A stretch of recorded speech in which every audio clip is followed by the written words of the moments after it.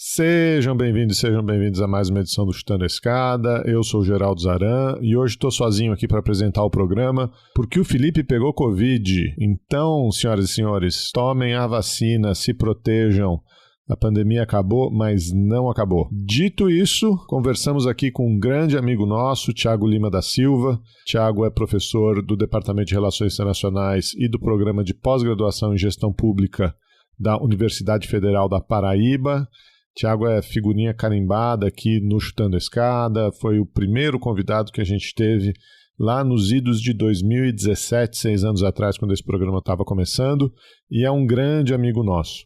O Thiago, ele é pesquisador do INCT-INEU, Instituto Nacional de Ciência e Tecnologia para Estudos sobre os Estados Unidos, e é coordenador do FOMERI, o grupo de pesquisa sobre fome e relações internacionais. Então ele veio bater um papo aí com a gente sobre a agenda da fome no Brasil e no mundo, do combate à fome, né, obviamente, como isso se relaciona com uma série de tendências da economia política internacional. Se você, como o Thiago, gosta do Chutando a Escada, está aqui desde o começo e quer apoiar esse projeto, entra lá em chutandoescada.com.br/apoio e faça parte de uma das nossas campanhas de financiamento coletivo, no PicPay, no Patreon ou no Catarse. Isso ajuda muito a continuidade desse projeto. Por uma contribuição esporádica, você pode sempre mandar um Pix para apoio@chutandoescada.com.br. E se você fizer isso, escreve pra gente no apoio ou no perguntas@chutandoescada.com.br pra gente saber quem foi e poder agradecer você aqui no programa, tá bom? Então vamos lá, vamos falar com o Thiago, um papo super bacana. A escada é uma construção que serve para fazer um deslocamento vertical. Nem sempre é assim, mas tem um jeito de facilitar tudo isso. De elevador? Não.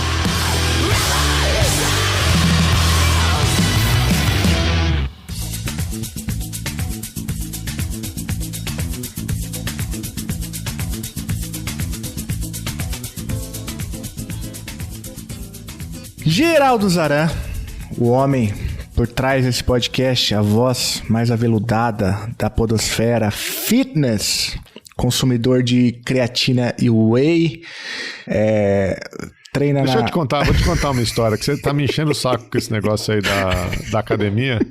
Acho que desde que eu falei pra você que eu tentei voltar a malhar, acho que não fui na academia nunca mais, deve ter um mês já.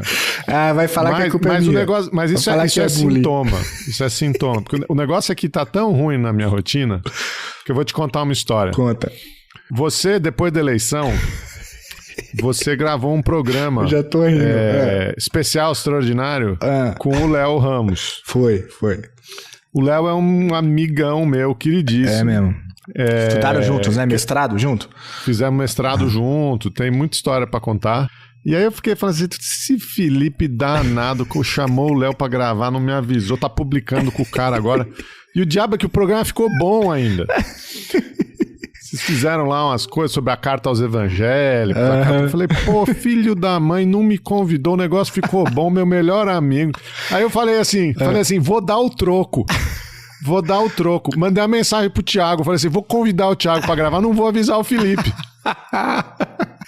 Mas a minha rotina aqui tá tão zoada que eu tanto incompetente que nem isso eu não consegui fazer, nem te dar o troco eu não consegui, entendeu? Como o Thiago falou, não, vamos gravar, acho que a gente foi por daí, passou, não deu, não sei o que, não remarcou. Não consegui gravar com o Thiago. Pra te dar essa devolutiva. Tá ótimo. O Thiago, pra quem não sabe, ele é professor de Relações Internacionais lá da Federal da Paraíba desde 2009? 2010. Desde 2010.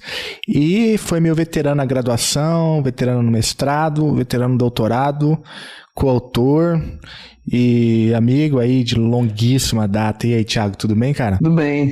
Só uma coisa, veterano no doutorado não, né?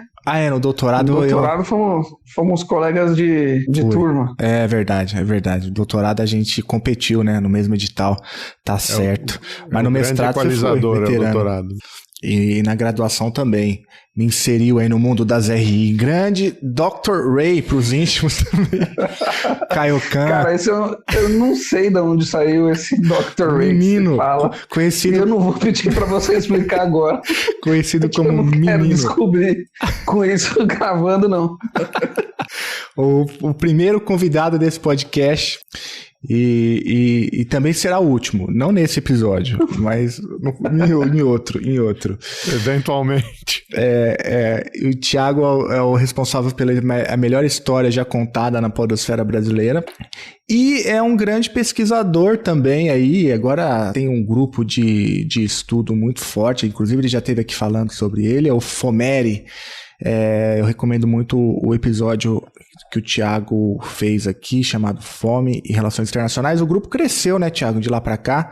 Tem parceria com o Brasil de Fato, a galera tem publicado bastante coisa, é um grupo bem ativo, né? Cresceu bastante, inclusive porque o pessoal da graduação, né, que começou comigo no grupo em 2012, foi fazendo mestrado, doutorado, né? Então o pessoal tá se espalhando pelo país aí. Tem gente fazendo doutorado na Bahia, doutorado em Pernambuco, o pessoal está se espalhando, né? E ao mesmo tempo, inclusive muito por causa da pandemia, a gente começou a fazer os ciclos de grupos de estudo virtuais, né? E aí pessoas de outros lugares do país foram chegando também, de outras instituições. Então, tem gente que eu nunca vi pessoalmente ainda e faz parte do grupo. Outros eu conheci quando a gente vai viajando um pouquinho por aí, né?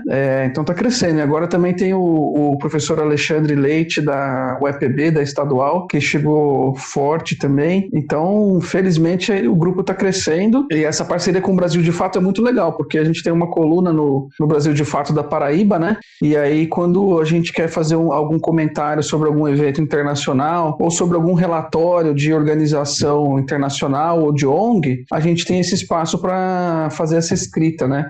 Um pouco na lógica de tentar popularizar os temas. O Alexandre já gravou aqui, não gravou? Gravou aqui, tem que voltar. Quando ele teve aqui, eu acho que essa parceria aí com o FOMERI já não tinha rolado ainda. Mas ele já teve. Porque o aqui, Alexandre é estudioso da China, né? Uhum. Isso, foi sobre isso que a gente conversou. E aí, na pandemia, a gente começou a fazer um lance de cozinhar e distribuir para as pessoas na rua, né? E a gente começou a fazer isso com um projeto, uma ONG de algumas senhoras que tinham aqui, que elas têm aqui, existem aqui ainda, né? O Geladeira Solidária. E aí a gente pegou gosto, saímos desse projeto e o Alexandre montou um outro projeto que chama Saciar. Aí eu tô licenciado do Saciar agora, né? Por causa do Heitor, inclusive, então o tempo fica mais raro. Mas o Alexandre abraçou, assim, com unhas e dentes, né? Se é possível abraçar com unhas e dentes, o tema de ajudar as pessoas mais vulneráveis, pessoas de rua, pessoas de ocupação e tal. E esse virou o principal tema dele, assim, sabe? Um trabalho muito bacana. Se alguém quiser depois até conferir o Instagram do Saciar, vale a pena dar uma olhada lá. Não, realmente o trabalho que ele faz é bem importante. Eu também acompanho ele nas redes sociais aí. Dá até pra doar, né, pro projeto também, quem quiser. Sim, tem o Pix lá, facinho de doar. E muita gente gosta de doar alimento in natura, né, e tal. O que é bom, é importante, mas a melhor forma de doação que tem é dinheiro mesmo, porque tem dia que o que falta no projeto não é arroz, não é feijão, é uma lata de óleo, é um liquidificador que quebrou e você tem que resolver na hora, né? Aí a gente tendo dinheiro, a gente consegue fazer o projeto andar muito melhor, sabe? Não, beleza. A gente vai deixar aí o link do Saciar na descrição do episódio para quem quiser contribuir. É um episódio de gente é um projeto de gente que a gente conhece, o Thiago tá envolvido, então pode doar sem dó, que o dinheiro será bem usado. Ô Thiago, olha só, você veio aqui, a última vez foi em 2020, ali no auge da pandemia, aquela loucura toda acontecendo, né? Uma maluquice que eu não vou nem preço de arroz, lembrar. Fui perguntar para ele do preço do arroz. Isso, exatamente, Geraldo. A gente tava falando do preço do arroz, que tinha dado, né, um pico.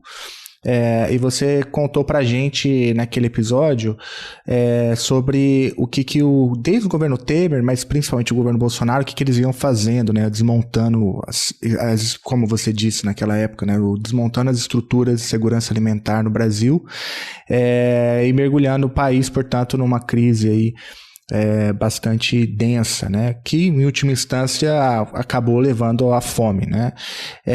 Agora, Há uma mudança de governo, né? Você tem aí a retomada do Ministério do Desenvolvimento Agrário e Agricultura Familiar com o governo Lula.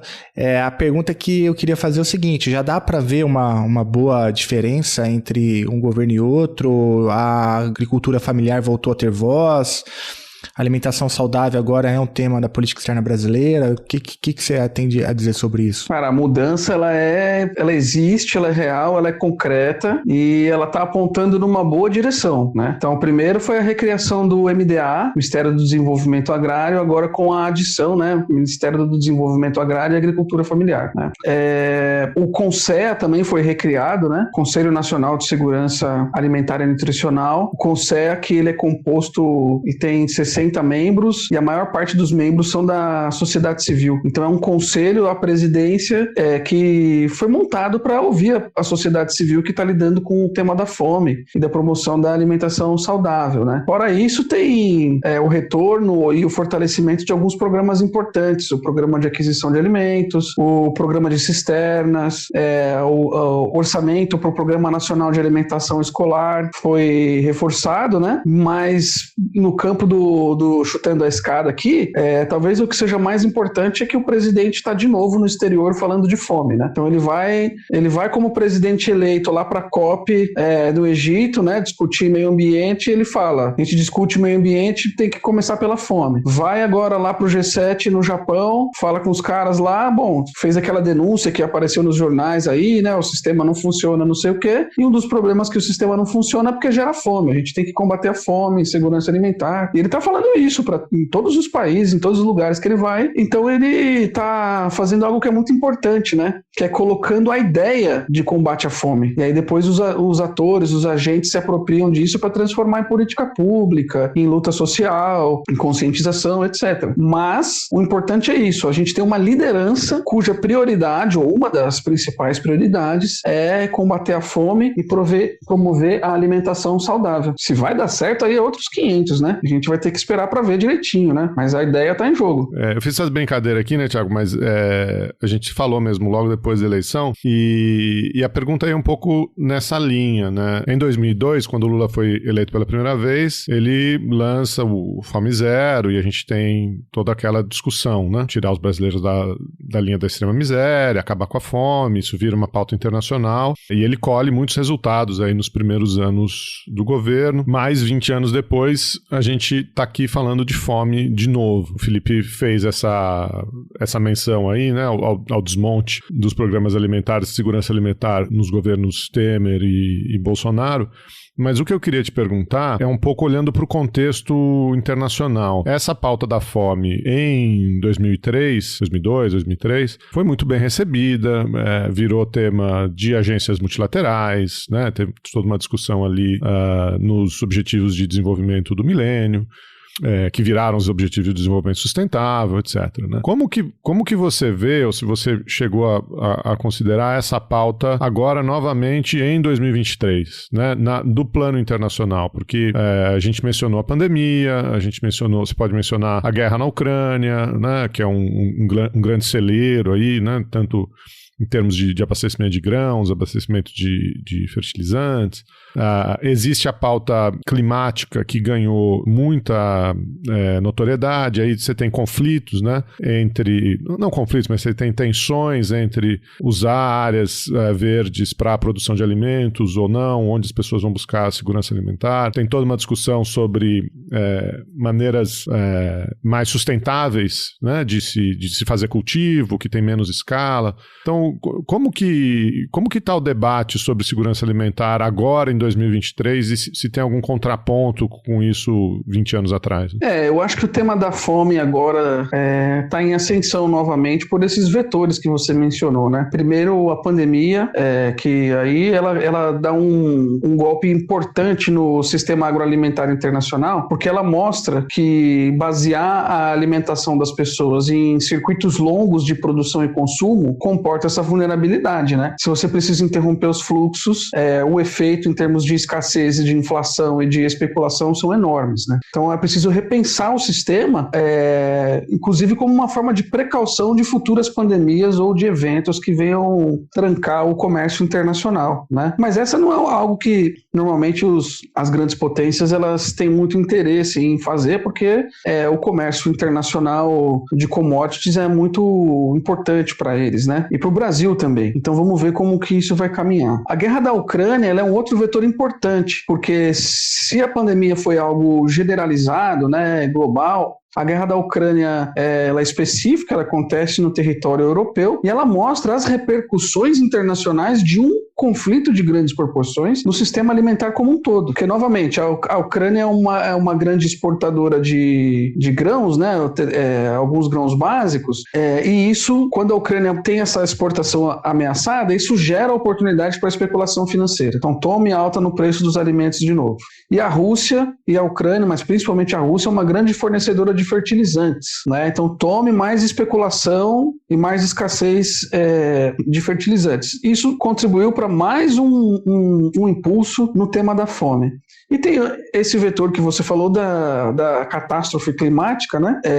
Ele é importante também porque ele vem mudando para pior os padrões de agricultura no mundo, de colheita, né? Tanto por causa dos desastres, as enchentes e as secas, quanto porque a elevação da temperatura está provocando diversos tipos de consequências. E uma delas é a redução do potencial nutricional das plantas. Então, o mesmo pé de, pé de alface, que tem uma quantidade X de nutrientes, esse pé de alface tá tendo menos nutrientes por causa da mudança climática, né?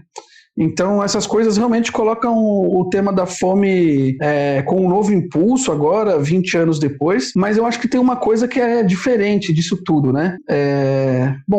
Tem várias coisas diferentes, mas eu acho que a principal coisa diferente é que a questão das dietas entrou na jogada também. Então, o que as pessoas comem, como as pessoas comem, como as sociedades organizam seus padrões alimentares, também entrou em jogo. Por quê? Porque a gente está vivendo pela primeira vez na história uma epidemia de obesidade. E a obesidade, ela tem a capacidade de produzir uma série de doenças, né, que as pessoas adquirem ao longo da vida e que eventualmente podem se influenciar a hereditariedade, né? Diabetes, doença coronária e outros tipos de doenças derivadas da alimentação ruim, como as doenças renais e tal. Então, esse tipo de coisa, ela sobrecarrega os sistemas de saúde pública de forma muito, muito impactante mesmo, gera uma quantidade de mortes e de invalidez assim, impressionante, ao mesmo tempo em que é uma agenda muito lucrativa para Big Pharma, né? Que vai vender muito remédio para diabetes, remédio para coração e diversos tipos de tratamento. Então, a questão da obesidade, ela afeta muito a saúde das populações e tem crescido no mundo inteiro, inclusive nos países desenvolvidos. E a outra questão com relação à dieta é que o padrão alimentar, que é muito dependente do consumo de carnes, ele influencia o principal fator da catástrofe climática, que é a agropecuária. Então, o que se discute hoje é a necessidade de as pessoas comerem menos carnes como uma forma de precisarmos de menos rebanho, desmatar menos área para produzir essa carne toda. E a ração para carne, para os animais também, né? Ou seja, entrou em jogo um elemento cultural aí, que é o padrão das dietas. E isso é um vespeiro, né? Porque você mexer no prato de comida das pessoas é algo que vai deixar as pessoas bravas, né? Nervosas. Esse aí realmente é um grande desafio. Faz um disclaimer aí que você é vegetariano, Thiago. Eu sou ovo-lacto vegetariano, para ser mais preciso, né? Avancei um pouquinho aí, mas tem forças culturais que impedem o avanço completo. Eu ia só te pedir para esclarecer, porque acho que talvez o ouvinte possa ficar com essa pulga atrás da orelha, né? Como é que a gente está vivendo ao mesmo tempo um período de fome, né? Com a volta da pauta da fome no Brasil e no mundo, e um período de crise de obesidade? Então, isso é interessante, porque tem um estudo muito influente publicado na revista The Lancet, que chama de sindemia global, né? Que são epidemias conjuntas de de fome, obesidade e da mudança climática. E a obesidade, ela se apresenta, assim, num primeiro momento dissociada da questão da fome, né? Entendida como a ausência de comida para comer, porque a indústria alimentícia, especialmente a indústria de ultraprocessados, ela avançou muito sobre a vida das pessoas. Então hoje é muito mais fácil você, assim, hoje não, nos últimos 50 anos, é cada vez mais fácil você ter acesso a um alimento industrializado, né? Um refrigerante, um salgadinho, um negócio congelado e tal. Essas diversas guloseimas que estão aí extremamente fáceis à disposição e muito baratas, inclusive, né? Essa comida industrializada, além de ela ser gostosa, ela é rápido, fácil de preparar e ela é barata. É uma coisa divertida de comer, né? De passar o tempo fazendo isso. Então, por um lado, você tem a expansão da existência e da facilidade de acesso a esses produtos. E, por outro lado, justamente por esses produtos serem baratos, saborosos, ricos em energia e fáceis de preparar, eles acabam sendo a comida mais acessível para as pessoas mais pobres. E você imagina a mãe, eu não sei como é que está aí, onde vocês estão, mas aqui em João Pessoa, infelizmente, a gente vê muito mãe puxando carroça de papelão e duas crianças do lado dela, né? Devia estar na escola, mas estão com a mãe puxando papelão. A hora que essa mulher chega em casa, dificilmente ela vai preparar um jantar fresco, né? Ela vai pegar qualquer coisa rápida de fritar e vai dar para os meninos ficar quietos. Não tem nem como criticar muito isso, né? Então, a alimentação ultraprocessada, e isso vale para o trabalhador que passa 4 horas por dia no ônibus, no metrô, né? A pessoa que não tem tempo para comer, às vezes, o que é o jantar dela? Ela desce de um ônibus, pega um copo de açaí e entra no outro ônibus. E isso vai ser o jantar dela. Doce, gelado, altamente energético, saboroso e barato. E você não precisa nem sentar para comer. Então, o avanço da pobreza acaba colocando as pessoas nessa rota de obesidade pela questão do preço, da facilidade de comer e de preparar esses alimentos e também por causa dessa novidade histórica, né? Que é ter essa ampla produção de alimentos industrializados, ultraprocessados à disposição das pessoas. Cara, realmente é um dado bem alarmante, né, que você mencionou e a gente não vê muita luz no fim do túnel. Por exemplo, se você fizer qualquer pesquisa sobre ultraprocessados, você vai ver que, enfim, muitos desses produtos não deveriam nem ser vendidos, talvez, né? Ou se tivessem, podem até ser vendidos, mas com disclaimers e sem incentivo fiscal. Mas você pega, por exemplo, a indústria do refrigerante. Cara, é um negócio que ninguém mexe, né? Ninguém fala. É o quê? Eles fazem lobby? É lobby que faz no Congresso Nacional? Por que ninguém mexe com isso? Assim? Porque é um tipo de bebida, do ponto de vista nutricional, péssimo, né? Além de tudo, desidrata, né? E por que ninguém mexe com isso?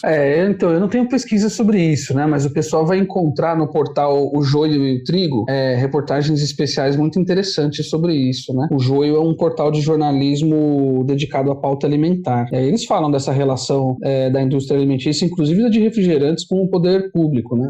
Agora, outra coisa importante é que a indústria alimentícia é uma das maiores indústrias do país, por setor, assim. Então, a gente que tem muito, muito poder mesmo, né? Capacidade de influência. E tem um terceiro elemento que a gente não pode esquecer, que as pessoas gostam disso. É difícil fazer esse convencimento, mudar essa cultura, né? Você vai numa festinha de criança, especialmente na mentalidade do pessoal da geração anterior, tá associado que a festinha de criança vai ter refrigerante.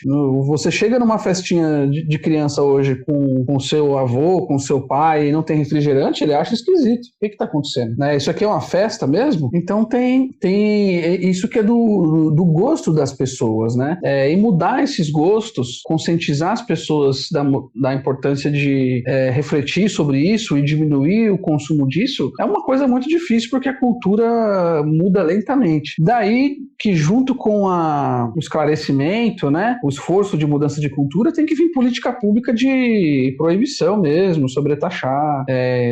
Isso é muito impopular dizer uma coisa dessa, né? Mas quando a gente contrasta isso à luz desse dado dado que eu vou dar aqui agora, isso faz mais sentido. Ó. Segundo um relatório da FAO, cerca de 90% dos custos diretos e indiretos com saúde pública poderiam ser reduzidos se as pessoas tivessem acesso a uma alimentação saudável. Então é disso que nós estamos falando, em termos de peso no orçamento e de quanto isso prejudica as pessoas. Né? Tem um outro dado aqui que eu estava olhando aqui, o Joio e o Trigo, eu não conhecia esse portal, o Joio e o Trigo, eles têm uns infográficos aqui, olha só, em 2019, homicídios feitos por armas de fogo ceifaram a vida de 45 mil pessoas. Agora, mortes associadas ao consumo de ultraprocessados no mesmo ano foi 57 mil, ou seja, se morre mais com consumo de ultraprocessados do que arma de fogo, né, no Brasil. E como o Brasil é um país muito violento, se você pensar em termos mundiais, acontece a mesma coisa. Morre mais gente no mundo de consequências da dieta ruim, incluída a fome, né? Do que com guerras, cara. Então, o negócio é pesado. Deixa eu dar uma referência aqui também. O Felipe perguntou por quê, né? Por que ninguém mexe com isso. A gente tem um episódio 249, com o Marcelo Baiardi, da SPM, que fala sobre o lobby de alimentos ultraprocessados. E ali ele explica um pouco como que foi a campanha pela regulamentação da propaganda, né? Que é um negócio ainda muito mais muito anterior a isso que a gente está discutindo, né? De mexer em composição, de proibir, essas coisas que o Thiago estava falando. Mas ele conta ali a histórica da regulamentação de propaganda para criança, de trazer no rótulo, né? A composição, etc. E foi uma briga longa, né, para que isso fosse aprovado no Brasil. Então fica aí a referência. O Marcelo tem uma publicação longa aí sobre o assunto para quem quiser dar uma olhada. Não, ótimo, boa referência. Já tô colocando aqui uma autorreferência, hein? Isso que é como que chama? Golpe de oportunidade lá. Ataque de oportunidade. Ataque de oportunidade. Tiago, deixa eu te perguntar um negócio que acho que mobilizou também um pouco o debate aí nos últimos dias, né, nas últimas semanas. Saiu aí alguns dados do IBGE, olhando já para 2022, e a lead das manchetes, a Folha foi quem deu primeiro, foi que a desigualdade de renda no Brasil caiu para o menor nível em 11 anos. Claro que muito relacionado ao Auxílio Brasil, durante a pandemia, e o que prova aí que a política de renda básica é um instrumento barato, né, de política pública e com resultado bastante grande. Embora um recuo aí em 11 anos na série histórica de um país tão desigual quanto o Brasil não é muita coisa, né? Ainda assim, você é um país muito desigual. Mas eu estou trazendo esse dado porque eu, pelo menos nas minhas bolhas aqui, eu vi bolsonaristas enrustidos, né, envergonhados, dizendo que aquele dado que circulou principalmente nas eleições, né, de que algo em torno de 300 milhões de pessoas passam fome no Brasil, seria um dado irreal, e a prova disso seria a queda na desigualdade de renda no Brasil aí que eu acabei de citar. Então, a pergunta que eu queria fazer é o seguinte: eu sei que tem problemas metodológicos, né? Tem cada um olha para um determinado banco de dados, tem uma determinada metodologia. A FAO mesmo tem uma metodologia. Se não me engano, a FAO usa os dados do CAD único no Brasil e tal, e chega num dado bastante parecido com esse, né, de 300 milhões de pessoas passando fome. 33, né? 33, eu falei 300, né? Então chega um dado parecido com esse, né, de 33 milhões de pessoas passando fome. Diante disso, eu te pergunto, cara, como que você trabalha esses dados? Que número que você usa? O que representa aí essa queda da desigualdade? O que vocês estão olhando? É porque são coisas um pouco diferentes, embora bastante relacionadas, né? A desigualdade ali, eu não vi essa pesquisa direito do IBGE, mas ela deve ter sido mensurada a partir partir de dados econômicos que foram coletados a partir da distribuição dos benefícios sociais e etc. Né? A escala brasileira de insegurança alimentar é uma pesquisa de percepção, então é diferente. Os pesquisadores chegam para os entrevistados e perguntam: nos últimos 3 meses, você teve acesso à comida? Você pulou refeição? Você teve que diminuir a sua dieta e tal? Eles fazem uma série de perguntas, se eu não me engano são 11 ou 13 perguntas da escala brasileira de insegurança alimentar. E aí eles tiram um retrato daquele período em que eles fazem essa pergunta, né? Agora, a pessoa ela pode ter uma melhoria na renda dela e ainda assim sentir efeitos severos da insegurança alimentar, né? Porque você ganhou um pouco mais de dinheiro, mas aumentou o preço do gás, aumentou o preço do combustível, aumentou o aluguel, não sei quem na sua família adoeceu, e aí você vai ter que fazer algum corte, algum sacrifício, esse sacrifício vai na alimentação. Você tá cheio de empréstimo consignado, tem dívida no cartão de crédito, no cheque especial. Exatamente.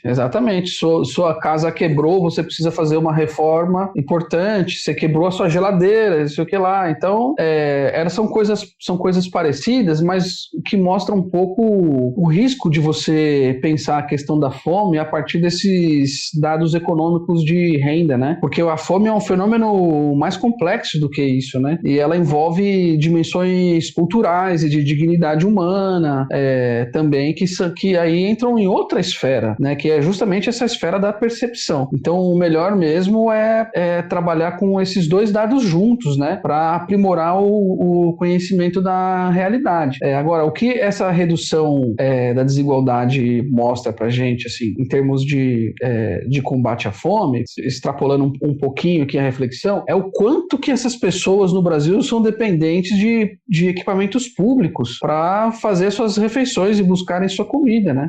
Alimentação escolar é algo extremamente importante, restaurante universitário é cada vez mais importante, restaurante popular, né? Aqueles que tem o preço subsidiado, baratinho, né? Banco de alimento e tal. Tudo isso é importante para a nossa sociedade. Não, acho que esse balizamento é importante, né? Porque uma coisa pode ter impacto na outra, mas não necessariamente o impacto é direto, né? E então, claro que a redução da desigualdade de renda é um caminho, mas não o único. Então, o dado é a verdade, gente. São 33 milhões de pessoas que passam fome.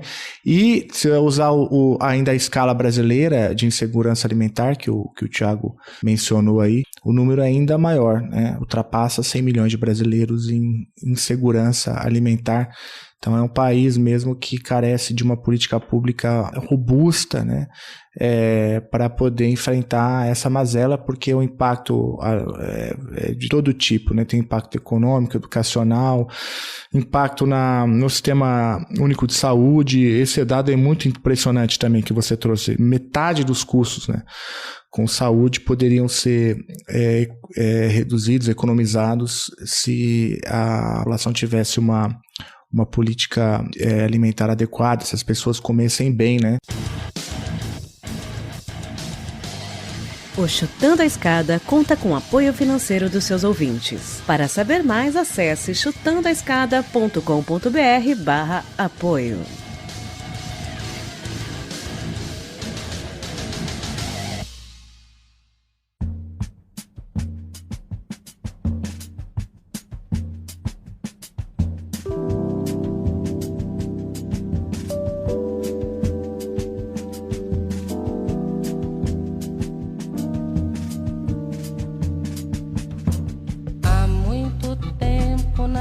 Águas da Guanabara, o dragão do mar reapareceu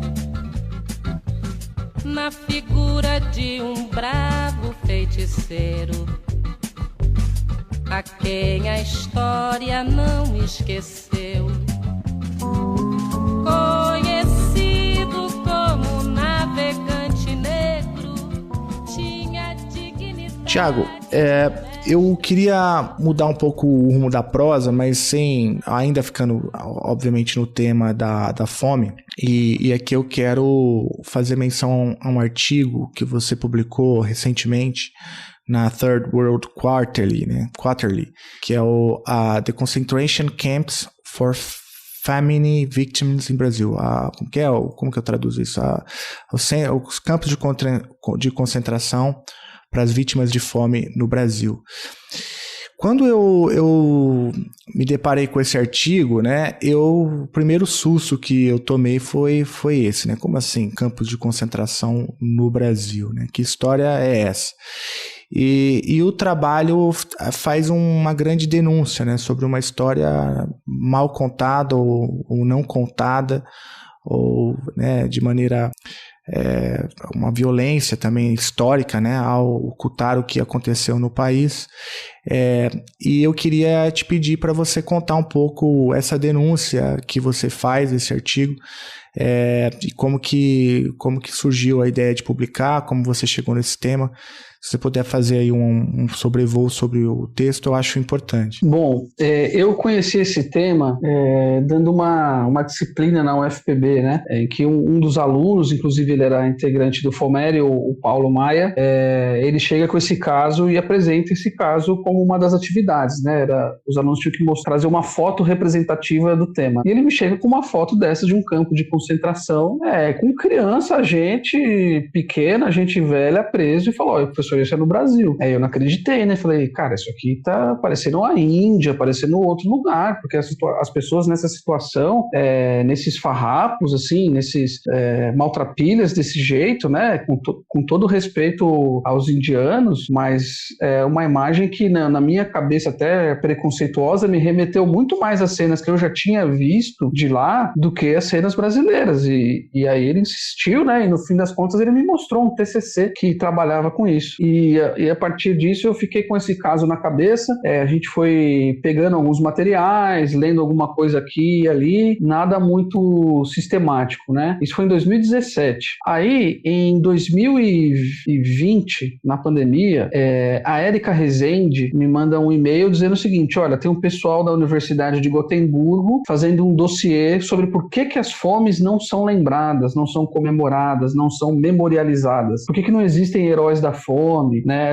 Por que essas histórias não ganham monumentos e etc. E queria saber se eu poderia fazer um estudo de caso sobre a Grande Seca de 1877 no Brasil. Aí eu topei, né? Entrei em contato com as professoras Camila Orruela e Swati Parachar, lá da Universidade de Gotemburgo, e entrei. Aliás, o dossiê está publicado, falta só o texto de apresentação, mas os estudos de caso estão publicados. Tem coisas sobre a China, Etiópia, Cabo Verde, muito diversificado, muito interessante, né? E me coube então falar sobre essa Grande Seca de 1877, que é o ponto de partida para se chegar nos campos de concentração, tá? O que aconteceu? Em 1877, a gente teve a pior seca já registrada no Brasil. Essa seca produziu, só no Nordeste, mais de 500 mil mortos, certo? Então, hoje a gente tem 650 mil mortos por Covid no Brasil, no século XXI, um país de 200 milhões de habitantes, e no século XIX, exclusivamente no Nordeste, 500 mil pessoas morreram de fome. O que é morrer de fome? É você morrer de inanição, morrer de cólera, é você morrer caminhando, tentando chegar em Fortaleza, tentando chegar numa capital, aí você morre no meio do caminho de exaustão, né? Isso que é morrer de fome. Não significa só morrer de inanição, é morrer de tuberculose, né? Não é só morrer de inanição, tá? E os que sobreviveram fugindo do sertão rumo a Fortaleza, eles chegaram aos milhares em Fortaleza e a cidade ficou tomada, a cidade ficou bagunçada. A cidade tinha 27 mil habitantes e quando esses retirantes chegaram lá, a cidade passou a ter 100 mil habitantes, né? Então isso destruiu a cidade, foi um caos, o pessoal teve explosão de doenças transmissíveis, etc. Acabou a seca, o pessoal volta para o sertão, a grande maioria, né? Uns poucos ficam lá em Fortaleza, tudo bem. Aí em 1915, em 1898, você tem uma outra grave seca no Brasil, essa é pior ainda, morrem 1 milhão de nordestinos nessa seca de 1898, né? Curiosamente, os brasileiros não sabemos disso, né? A gente acha que a Guerra do Paraguai foi a que a Covid matou muita gente e tal, né? Mas a fome tá aí matando com muito mais eficiência, né? Em 1898 teve uma outra crise dessas, tal. E aí em 1915 acontece uma grande seca novamente. É o 15 do livro da Raquel de Queiroz. E com a experiência histórica da Grande Seca de 77 e da do final do século XIX, o que a Prefeitura de Fortaleza faz? Ela cria um campo de concentração na cidade para que os retirantes que chegassem lá não ficassem perambulando pela cidade e nem se aglomerassem em favelas e barracos. Então ela monta um campo, cerca aquele negócio, assim, cerca e só cerca, não tinha nem teto direito, né? E aí as pessoas que vão chegando do interior vão para lá e ficam presas no campo. Elas podem sair para trabalhar, algumas podem sair para pedir, para mendigar, mas elas não sabem se vão poder voltar de novo, né? E aí o campo, ele vira o campo de concentração,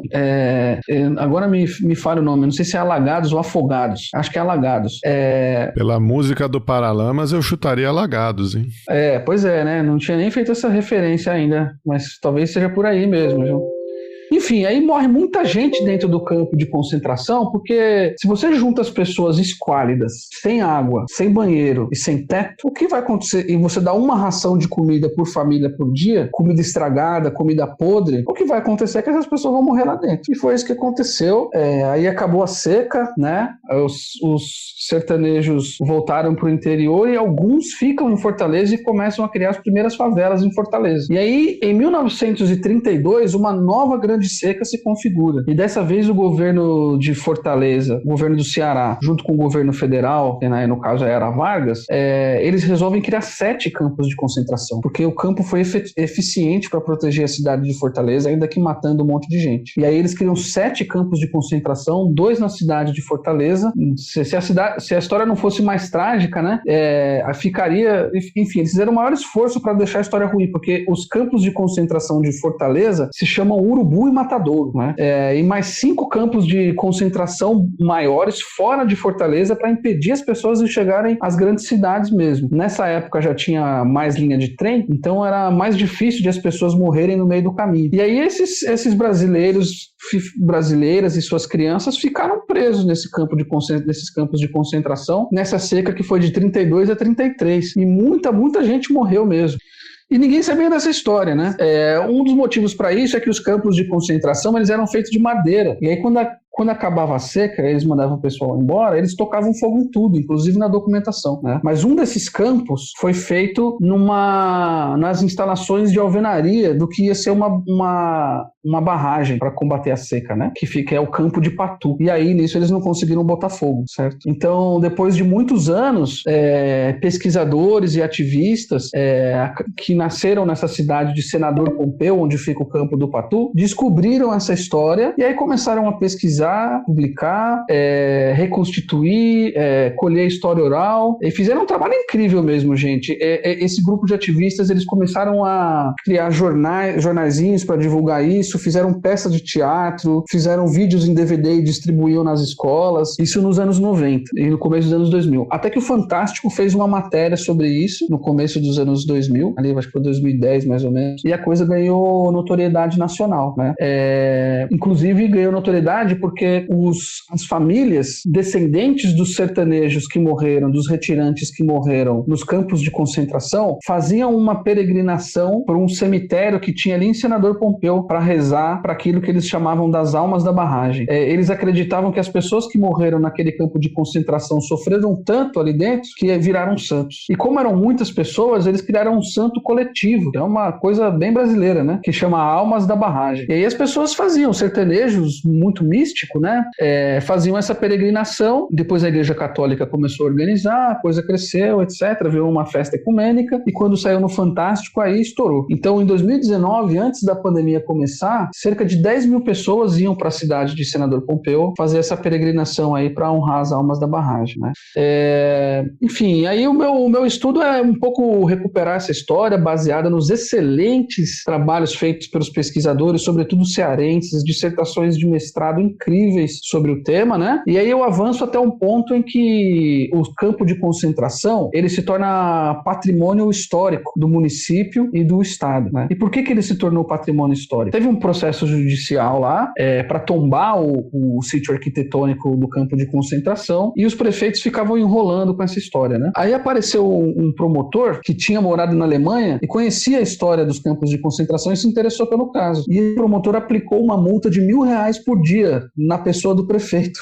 Aí o negócio andou rapidinho, certo? Rapidinho fizeram a papelada, patrimonializaram, tombaram tudo, não sei o quê.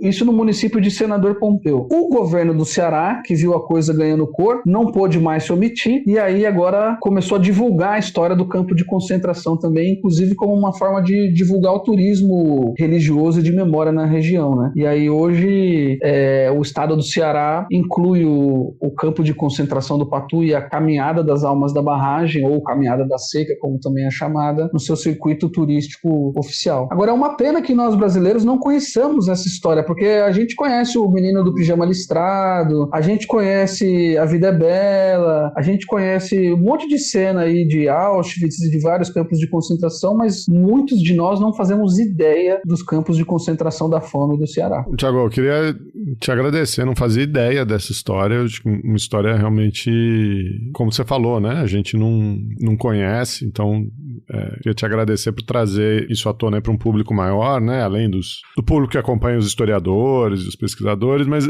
eu tenho 2 comentários e uma pergunta, na verdade. O primeiro comentário é que eu fui procurar aqui, o campo chama Alagadiço. O primeiro campo é Alagadiço. Não sei se tem referência, fiz a brincadeira com a música do Paralamas do Alagados, não sei se tem alguma referência, depois a gente pergunta lá para o Hervé Viana.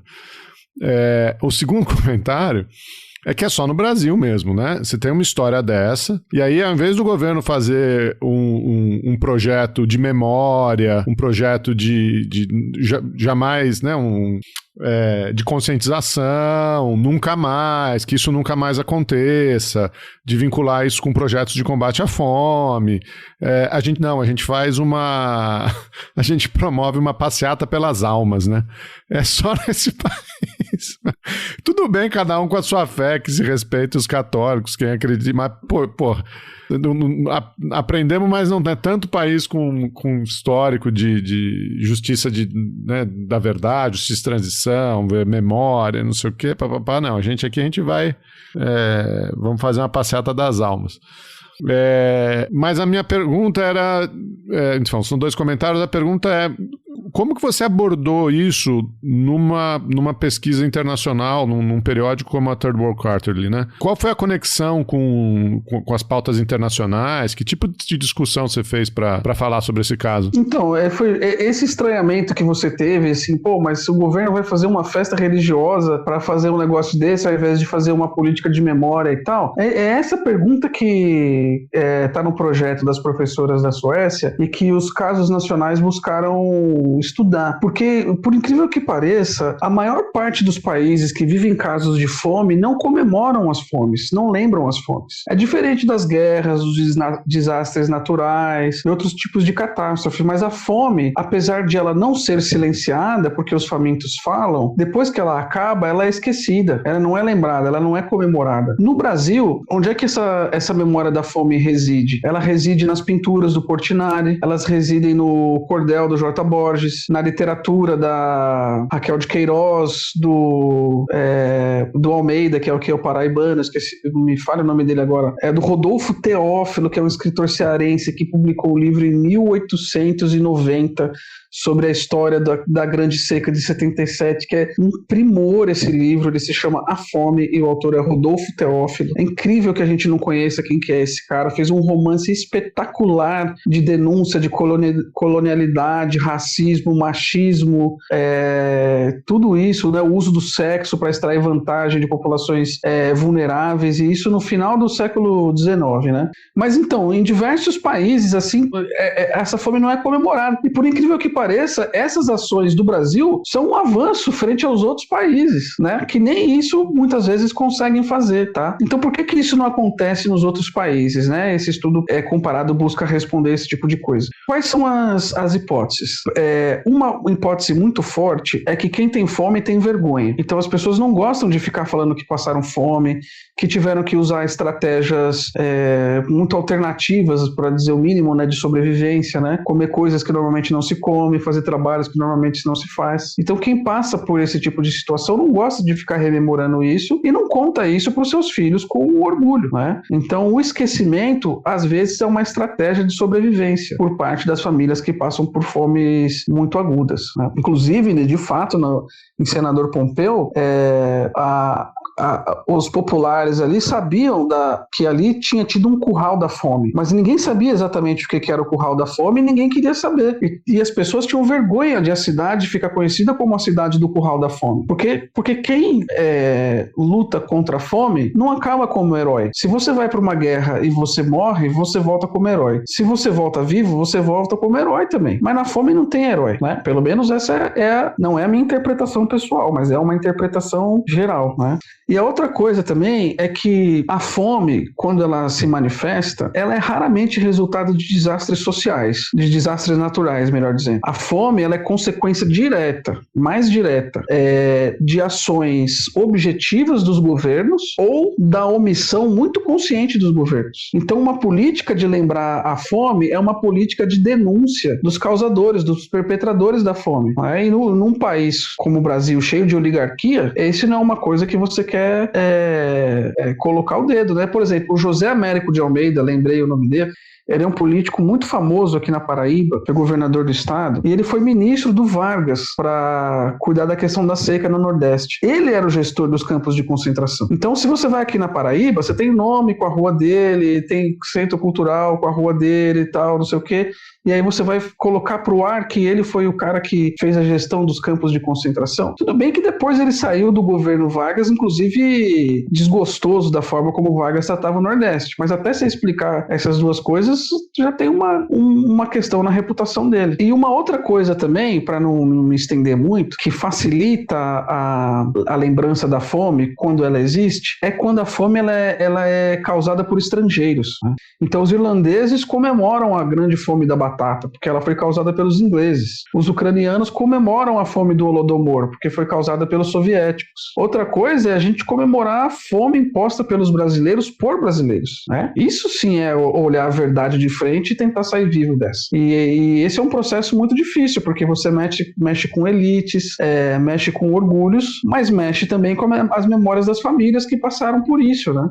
Então, assim, é um tema difícil, ele é delicado, mas eu acho que o Brasil precisa realmente disso. Uma política de memória da fome, uma política de nunca mais, porque se no começo do século XX foram os campos de concentração, hoje são as favelas. Hoje as pessoas estão aglomeradas passando fome no transporte coletivo, né? Quem tá comendo tá dentro do condomínio. Quem não tá comendo é quem vai entregar a comida por aplicativo, né? E se a gente não tem essa memória viva do que causou a fome, as diversas fomes nesse país, e qual o papel do poder público na causação ou na omissão dessas fomes, dificilmente a gente vai criar cultura para termos ojeriza à fome. É isso que a gente precisa desenvolver. Que nem o pessoal tem ojeriza, alguns não, né? Ojeriza a pedofilia, tem que ter ojeriza à fome. Do mesmo jeito, é inaceitável, é um crime hediondo, não é negociável. O governo que permite a fome aparecer tem que ser um governo que tem que sofrer as punições do tamanho que é uma fome coletiva, né? Mas é isso, bom, sem contar que você mexer na fome, você está mexendo no cerne do sistema capitalista, né? Que o capitalismo ele está baseado na interdição da natureza para as pessoas, para que as pessoas tenham que vender sua força de trabalho. E a interdição da natureza significa fome, né? Você vai questionar isso, você está questionando o fundamento das sociedades capitalistas. Isso é algo muito difícil, mas que tem que ser feito. Não, Thiago, eu acho que esse texto teu eu me somo ao Geraldo, né? É uma baita contribuição em língua inglesa pro debate, né? Porque o língua inglesa é porque eu faço questão de mencionar, porque é o idioma que as academias do mundo usam, né, para trocar referências. Eu espero que o texto seja muito citado. Parabéns pela pesquisa. E assim, cara, eu vi as fotos aqui do alagadiço, né, enquanto você falava, e eu não tenho palavras assim para descrever o absurdo, né? É aterrorizante. E isso é as cenas do campo, né? O pessoal que fez a pesquisa histórica mesmo, na qual eu me baseio, eles recuperaram fotos das estradas. As pessoas mortas, crianças mortas nas estradas de fome, sabe? Esquálidas mesmo, desfiguradas, emaciadas pela fome, né? Faltam adjetivos para descrever o que é a degradação humana naquela situação, né? Agora, sim, eu queria deixar indicado para o pessoal alguns pesquisadores que têm isso em língua portuguesa, né? E são materiais muito, muito interessantes de serem lidos. Um é o Frederico Neves, professor Frederico Neves, e a outra é a Sônia Rios. Eles têm, se vocês colocarem na internet, né, Frederico Neves, Sônia Rios, campo de concentração, vocês vão chegar até eles. E deles vocês vão achar muita coisa bacana. Tem um filme que é um docudrama, né? Um documentário com drama, chamado Currais, que é dirigido pela Sabrina Colares, e foi publicado tem, acho que uns 2 anos, no máximo também. Ele estava disponível no Now, agora eu não sei mais onde ele está disponível, se é no YouTube, mas é um filme que conta essa história a partir de um neto que fica querendo saber a história do avô dele, e os caras entrevistam pessoas que ainda estão vivas daquela época, que viram essas coisas, né? Então, assim, tem muita coisa surgindo sobre isso, especialmente no Nordeste, especialmente pelos cearenses, e eu acho que a gente precisa valorizar muito isso, né? Eu tive a oportunidade de publicar isso em inglês e contribuir tentar contribuir um pouco para essa questão, né? Mas as melhores fontes mesmo são as dos pesquisadores brasileiros que estão escrevendo em português mesmo, gente. Pode ir atrás, que é um material muito interessante de você conhecer. Combinado. Anotei tudo aqui, vamos deixar as referências na descrição do episódio. Geraldo, eu não tenho mais pergunta, cara. Você quer fazer alguma? Não, cara, eu tô impressionadíssimo aqui. Impressionado, mas não surpreso, né? Que do Thiago a gente sabe que vem sempre coisa boa.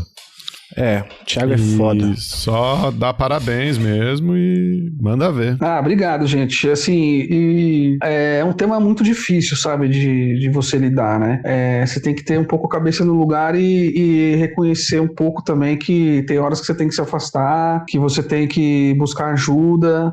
O pessoal que trabalha na rua, trabalha com fome, sabe? É bom não descuidar disso não, viu? Seja quem tá metendo a mão na massa aí, levando comida pra galera, seja quem está na biblioteca estudando, né? Porque o potencial empático desse tema é muito forte. Ele é muito forte. Então, até recomendo isso, você abrir um texto desse no momento que você estiver um pouquinho mais equilibrado, assim, né? Esse livro mesmo do Rodolfo Teófilo que eu comentei, que é espetacular, abre ele quando você estiver equilibrado, porque a descrição das cenas ali são pesadas, né? Não que devamos evitá-las, mas vamos encará-las quando a gente tiver com a capacidade para fazer isso, né? Capataz veio de longe pra poder me avisar. Se mexer na água da bica, coronel vai se zangar. A tu tenho respeito, a família, a amizade, mas na seca da caatinga, gado tem prioridade. Essas horas que me lembro dos feitos de Lampião, revoltou contra o sistema, com pistola e mosquetão. Tiago, obrigado, cara. Obrigado, você sabe que eu sou seu fã, seu leitor, seu admirador. Só tem 2 pessoas que eu admiro mais que você. Uma chama-se Flora, o outro chama-se Heitor. O Heitor tem apenas 4 meses de vida e tá ali desesperado, clamando pela presença do pai, né? E a Flora já é uma moça, né? Já deve estar dando piruetas aí. O Heitor me chama, a Flora já manda eu sair de perto, que ela quer ficar sozinha. E a Inaê, eu não quero nem saber o que ela tá fazendo agora, que eu tô até com medo. A Inaê, eu vou prometer um queijo pra Inaê no ar. Um queijo mineiro pra ela. Grande Inaê. Não esquece esse queijo minha pura. Eu não vou prometer nada, a culpa é do Felipe. Um abração pro Heitor, estreando aqui no podcast. A Flora já teve uma participação aqui, mas o Heitor estreando, o pequeno São Paulino aí. Vou comprar uma camiseta de São Paulo pra ele, pra agradar o pai. Nossa, não faz isso, cara. deixa eu conseguir fazer uma doutrinação certa nessa vida. o Davi, o meu filho, tá torcendo pro Bahia, cara. Olha aí, tá vendo? Eu falei que é difícil fazer doutrinação certa, cara. Tá difícil, cara. Ele começou torcendo pro São Paulo. Paulino, mora em Minas e o filho torce pro Bahia. Um dia ele falou pra mim... Bahia! Um dia ele falou pra mim assim, pai, é muito difícil torcer pro São Paulo. Eu concordei, eu falei, não, realmente, agora ele é fã do Bahia, tem um uniforme, admirador do Jacaré, o jogador que ele mais gosta do Bahia.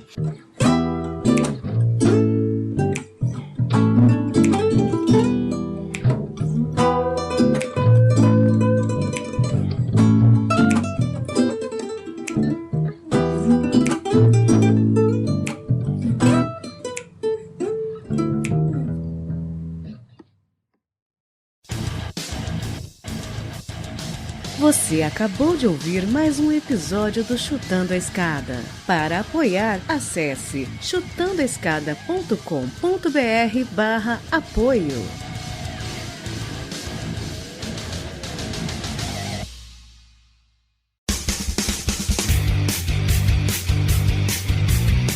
Cortes, edição de podcast.